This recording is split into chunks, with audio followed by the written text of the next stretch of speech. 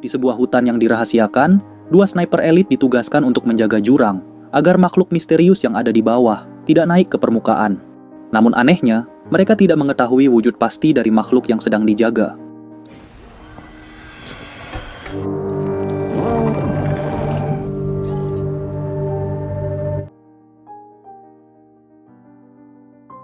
Sebelum tugas tersebut diberikan, seorang gadis bernama Drasa terbangun saat mendengar suara pesawat yang berjarak ribuan meter dari posisinya.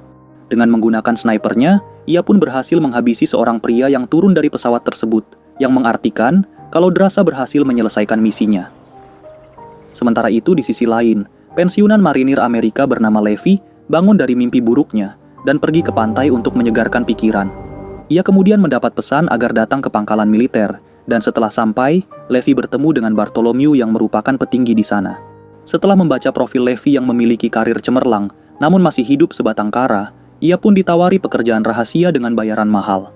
Sementara di Lituania, Drasa bertemu dengan ayahnya di makam ibunya, dan sang ayah menginfokan vonis dokter kalau hidupnya tak lama lagi akibat penyakit kankernya.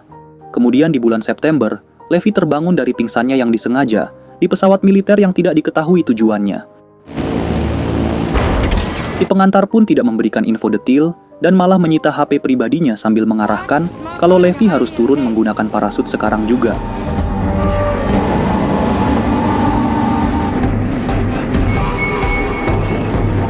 Setelah berhasil mendarat, ia berjalan ke utara sejauh 38 km sesuai instruksi, dan di pagi harinya, Levi sampai di pinggir jurang. Di saat itu seorang pria bernama Jasper menjemputnya, dan diketahui kalau Levi akan menggantikan Jasper yang sudah 1 tahun bertugas di sini. Di tengah kegembiraan karena akan pulang, Jasper kemudian mendelegasikan tugas yang sebelumnya ia kerjakan dan menerangkan fasilitas apa saja yang tersedia. Levi harus berjaga di menara barat yang dilengkapi oleh sonar panel, kebun mini, dan yang penting, ia tidak boleh melakukan kontak ke menara timur yang ada di seberang jurang. Setelah mengetahui kalau terdapat pagar berduri dan ranjau gantung di sepanjang jurang, Levi mulai merasa janggal dengan tugas misterius ini, ditambah Jasper yang juga tidak tahu lokasi ini berada di negara mana. Walau begitu, Jasper lanjut menerangkan tugas Levi selama 1 tahun di sini, yaitu memastikan sistem persenjataan dan perlengkapan taktis lainnya tetap berfungsi dengan normal. Levi juga wajib mengirim sinyal palsu, agar satelit tidak melihat jurang ini, serta melapor keadaan jurang tiap 30 hari sekali ke pusat komando, menggunakan radio yang hanya terhubung dengan radio pusat. Kemudian jika terjadi keadaan darurat, Jasper menerangkan kalau sistem protokol yang disebut anjing liar akan otomatis aktif, walau dirinya tidak tahu pasti protokol tersebut. Fasilitas yang didirikan sejak Perang Dingin ini dibuat secara rahasia oleh beberapa negara adidaya pada masa itu. Levi yang masih bingung inti dari misinya, kemudian dijelaskan kalau ia hanya bertugas menjaga agar makhluk yang ada di bawah tidak naik ke permukaan. Terkejut mendengar hal itu, Levi makin aneh manakala Jasper menerangkan kalau dirinya juga belum pernah melihat makhluk tersebut. Namun untuk bayangan singkat, Jasper pun melempar benda ke bawah jurang agar teriakan si makhluk bisa didengar, yang membuat Levi langsung merinding. Di saat itu Jasper menambahkan kalau di tahun 1940-an, 3 batalion berkuda dikirim ke bawah jurang untuk menghabisi para makhluk, namun mereka tidak pernah keluar lagi. Karena kegagalan tersebut, misi pun beralih untuk fokus mencegah para makhluk keluar saja, yang sudah dijalankan selama puluhan tahun ini. Setelah Jasper berpamitan untuk pulang, helikopter menjemputnya di titik penjemputan yang berjarak puluhan kilometer dari jurang. Namun saat identitasnya dikonfirmasi tim penjemput, tanpa diduga Jasper dihabisi dan tubuhnya dibuang begitu saja, yang kemungkinan agar jurang ini tetap menjadi rahasia. Beberapa minggu kemudian, Levi terbiasa dengan rutinitasnya yang cenderung membosankan karena hanya melakukan pengecekan dan pemeriksaan pada perlengkapan taktis. Di akhir bulan setelah melapor pada pusat mengenai keadaan fasilitas ini, Levi terkejut manakala radio langsung dimatikan saat dirinya ingin mengobrol sebentar. Keesokannya saat mengambil sayur di kebun, Levi mendengar suara mesin pemotong kayu dari seberang jurang, sehingga ia naik ke balkon untuk melihat menggunakan teropong. Tanpa diduga, ia mendapati Drasa yang sedang beraktivitas dan sepertinya sengaja Drasa lakukan agar Levi mengetahui keberadaan dirinya. Pada tengah malam, Levi terbangun saat mengira sedang diserang, namun ternyata hanya suara petir biasa. Kakinya pun terluka oleh pecahan gelas sewaktu bangun tadi, dan setelah mengobati lukanya, Levi penasaran dengan gadis yang ada di seberang yang ternyata belum tidur. Beberapa bulan berlalu, saat Drasa merayakan ulang tahunnya seorang diri, ia memutuskan untuk melakukan kontak dengan menara seberang dengan menanyakan namanya. Levi yang melihat tulisan itu dari teropongnya, membalas kalau mereka dilarang untuk melakukan kontak, namun Drasa memaksa dan langsung memberikan namanya, serta memberitahu kalau hari ini adalah ulang tahunnya. Karena hal itu, Levi akhirnya memberikan selamat dan juga menulis namanya, sehingga Drasa gembira sambil memutar musik dengan volume tinggi. Drasa pun kemudian meminta Levi untuk ikut berjoget, namun Levi menjawab kalau dirinya tidak pandai melakukan itu karena keahliannya adalah menembak. Tanpa diduga, saat Levi tidak menghiraukan pesan selanjutnya, Drasa menembak botol minum yang membuat Levi terpukau dan kemudian membalas untuk memperlihatkan kalau dirinya juga bisa.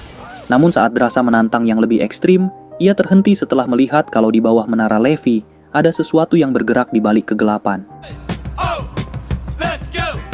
Tanpa diduga, setelah Drasa memberitahunya, Levi melihat makhluk aneh yang berwujud antara manusia dengan pohon, berjumlah banyak dan sedang memanjat ke permukaan. Ia pun segera menembak para makhluk itu, hingga menyebabkan ranjau gantung meledak, dan pagar penghalang rusak sebagian. Tidak tinggal diam, Drasa kemudian menggunakan senjata miliknya untuk membantu Levi menyingkirkan para makhluk, yang beberapa menit bisa mereka bersihkan.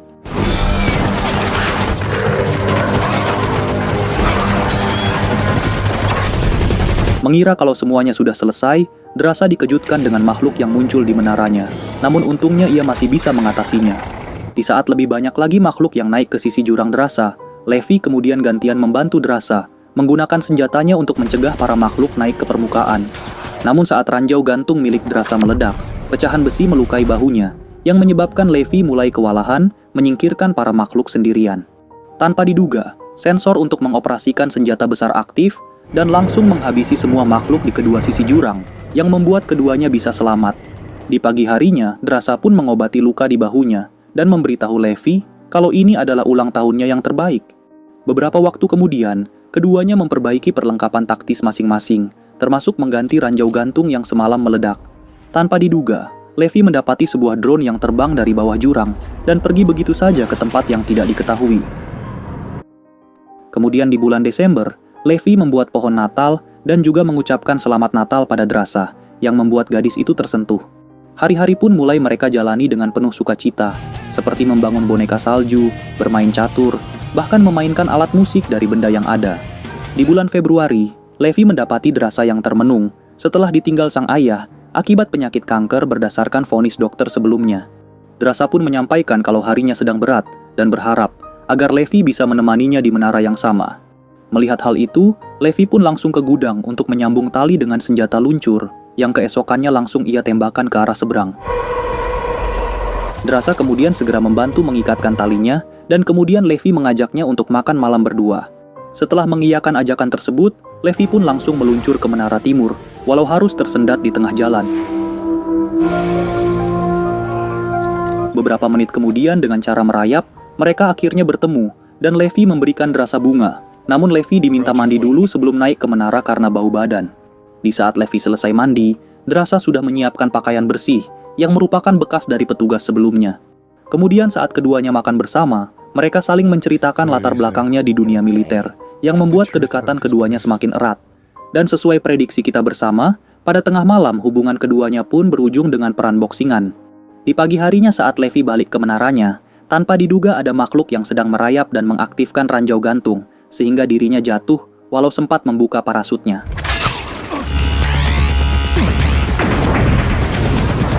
Drasa pun kemudian langsung mengambil parasut dan alat pemanjat tali untuk menolong Levi dengan terjun langsung ke bawah jurang. Namun, Drasa mendarat di aliran sungai yang menyebabkannya terseret jauh dan kehilangan alat pemanjatnya. Sementara Drasa yang berhasil naik ke permukaan, Levi tampak baru sadar dari benturan dan sedang tergantung di sebuah pohon aneh. Tanpa diduga, cabang pohon tersebut bergerak menyerupai binatang, dan sebelum monster itu mendekati Levi, Levi bangun untuk menembaknya. Mendengar suara senjata tersebut, Drasa pun segera mendekat ke sumber suara. Levi yang berhasil terlepas dari parasut, harus mendapati tubuhnya yang tidak bisa bergerak, dan gigi aneh mulai muncul untuk memakannya. Untungnya tak beberapa lama, Drasa muncul dan langsung menembaki gigi aneh tersebut. Setelah melepaskan Levi dari binatang itu, keduanya berjalan menuju sisi jurang untuk menemukan ujung tali yang terputus. Namun tanpa diduga, terdengar suara kuda yang sedang berlari ke arah mereka, yang ternyata merupakan makhluk yang kemarin. Dengan dua makhluk yang menunggangi kuda yang juga bermutasi, keduanya diserang menggunakan pedang, bahkan Drasa sempat ditangkap saat berpencar. Tak tinggal diam, Drasa pun menggunakan pisau untuk menusuk leher si makhluk, dan menggunakan senapannya untuk menghabisi.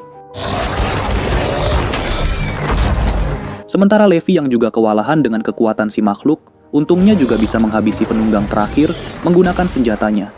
Namun saat ingin melanjutkan perjalanan, Drasa menyadari kalau alat pemanjatnya jatuh di sungai, sehingga mereka harus mencari jalur lain. Karena diketahui kalau memanjat manual sangatlah mustahil, Drasa pun menyarankan untuk menyusuri aliran sungai. Namun di saat itu, Levi mendapati kalau kedua makhluk tersebut memakai seragam militer zaman dahulu, yang mengartikan kalau keduanya merupakan batalion berkuda yang pernah dikirim ke sini. Beberapa menit melakukan perjalanan, mereka melihat banyak kerangka manusia yang strukturnya tidak normal, dan kemudian sampai di sebuah desa terbengkalai.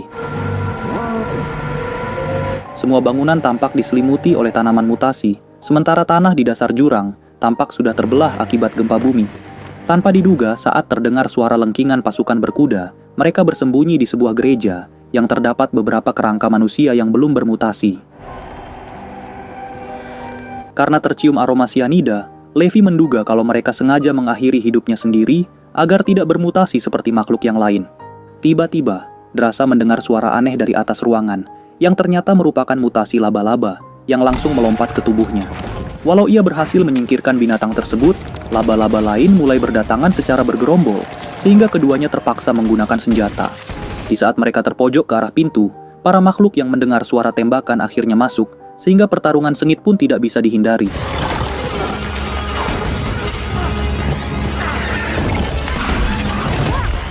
Karena sisa amunisi tinggal sedikit, Drasa memutuskan untuk meledakkan sisi belakang tempat itu, menggunakan granat yang akhirnya membuat mereka bisa kabur. Setelah beberapa kilo berlari, keduanya menemukan pintu besar yang ada di sisi jurang, yang ternyata merupakan sebuah laboratorium. Fasilitas tersebut pun juga tampak diselimuti tanaman aneh dan juga kerangka manusia. Tanpa diduga, listrik di sana masih berfungsi, dan di saat itu, Levi menemukan rekaman video yang langsung ia putar. Di dalam rekaman yang dibuat tahun 1946 itu, seorang ilmuwan menjelaskan kalau fasilitas ini dibentuk oleh gabungan kekuatan barat dan timur untuk menciptakan rudal biokimia selagi bom atom juga sedang dikembangkan. Dengan tujuan agar Perang Dunia Kedua bisa dimenangkan, tanpa diduga fasilitas ini hancur manakala terjadi gempa bumi yang menyebabkan kebocoran zat kimia. Walau sudah 6 hari semenjak kebocoran itu, para ilmuwan gagal menahan sebaran racun kimia yang membuat semua orang yang ada di area ini genetiknya bermutasi. Mutasi tersebut menyebabkan DNA manusia dan tanaman menjadi satu, dan ilmuwan itu memperlihatkan kalau dirinya juga sudah terinfeksi dengan perutnya yang sudah ditumbuhi cabang pohon. Untungnya karena fasilitas ini berada di bawah lembah, sebaran racun tersebut pun akhirnya tidak keluar ke lingkungan lain. Saat beralih ke ruangan lainnya, mereka menemukan komputer buatan tahun 2000, yang mengartikan kalau ada pihak tertentu yang ingin melanjutkan penelitian. Setelah menyalakan komputer itu, Levi mendapati kalau perangkat ini dioperasikan oleh sebuah instansi militer yang bernama Dark Lake. Terdapat file yang menunjukkan kalau drone yang Levi lihat kemarin merupakan bagian dari instansi tersebut yang bertujuan untuk mengambil sampel demi menciptakan prajurit super. Sementara untuk mengamankan semua rahasia ini, instansi tersebut pun mempekerjakan orang yang tidak memiliki keluarga yang membuat keduanya sadar kalau hidupnya juga tidak aman setelah menyelesaikan misi ini. Di saat file bernama Anjing Liar dibuka, Levi mendapatkan protokol keadaan darurat yang sebelumnya Jasper sampaikan, yang ternyata merupakan bom nuklir yang bisa menghancurkan fasilitas ini. Sebelum keluar untuk naik ke permukaan, Levi menyampaikan kalau dirinya tidak menyesal masuk ke misi ini karena sudah dipertemukan dengan Drasa. Mereka kemudian melempar bom asap untuk menutup pandangan para makhluk, namun tanpa diduga, kaki Drasa tertangkap dan diseret menjauh. Walau berusaha melepas ikatan dan coba menembak, Drasa harus pingsan setelah kepalanya membentur batu, manakala si makhluk menyeretnya dengan kuda. Di saat Levi berusaha mengejar Drasa, ia malah menemukan fasilitas rudal biokimia, sementara Drasa terlihat sudah disekap oleh makhluk tadi di sebuah ruangan. Sebelum makhluk itu berbuat lebih jauh, Drasa bangun dan menendangnya, lalu berhasil turun dari tempatnya digantung. Walau ia berusaha melawan sekuat tenaga, makhluk itu berhasil memojokkan Drasa dengan ular yang keluar dari tubuhnya. Namun untungnya Drasa bisa memotong ular tersebut. Saat lemparan besinya menusuk badan si makhluk itu tambah marah dan berusaha untuk menghabisi Drasa, menggunakan pedang walau berhasil dihindari. Dengan menggunakan api yang ada di sana, ia pun membakar si makhluk yang ternyata cara itu efektif. Apalagi Levi yang sudah muncul dan langsung menghabisi makhluk dengan tembakan. Tanpa diduga, Levi menyadari kalau makhluk tersebut merupakan penjaga menara, karena sebelumnya ia melihat lukisan foto pria itu terpajang di menara. Dengan membawa pedang si makhluk, mereka kemudian berjalan ke ruangan lain dan menemukan pusat kebocoran biokimia. Banyak mutasi manusia di pusat kebocoran tersebut yang membentuk serangkaian jaring hidup dan tersebar di tempat itu. Keduanya pun melintasi area tersebut melalui jembatan. Namun tanpa diduga, saat Drasa tak sengaja menginjak salah satu makhluk, tanaman itu aktif dan langsung menarik tubuhnya. Levi kemudian langsung memotong tanaman itu menggunakan pedang tadi untuk membebaskan Drasa. Namun mereka dikejutkan dengan makhluk yang muncul di depan muka. Tanpa diduga, semua tanaman aneh tersebut menjadi agresif, sehingga keduanya segera lari dari jembatan.